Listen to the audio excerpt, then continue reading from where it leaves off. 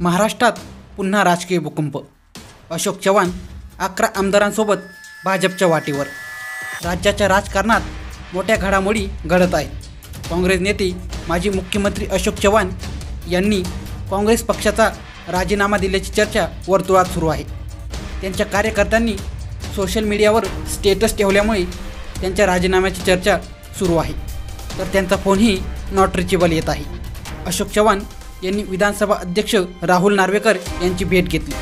त्यानंतर त्यांनी आमदारकीचा राजीनामा दिल्याची चर्चा सुरू झाली। जर अशोक चव्हाण यांनी काँग्रेस पक्ष सोडला तर काँग्रेसला मोठा धक्का बसणार आहे। राज्याचे माजी मुख्यमंत्री आणि महाराष्ट्र काँग्रेसमधील मातब्बर नेत्यांमध्ये अशोक चव्हाण यांची ओळख आहे। अशोक चव्हाण लवकरच मोठा राजकीय निर्णय घेण्याची शक्यता आहे, अशी चर्चा वर्तुळात काही दिवसांपासूनच रंगत होती।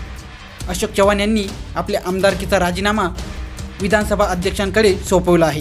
त्याचबरोबर अशोक चव्हाण यांनी विधानसभा अध्यक्ष राहुल नार्वेकर यांचीही भेट घेतली। त्यांच्यामध्ये या भेटीवेळी चर्चाही झाली। राहुल नार्वेकर यांचा काल रविवारी वाढदिवस होता।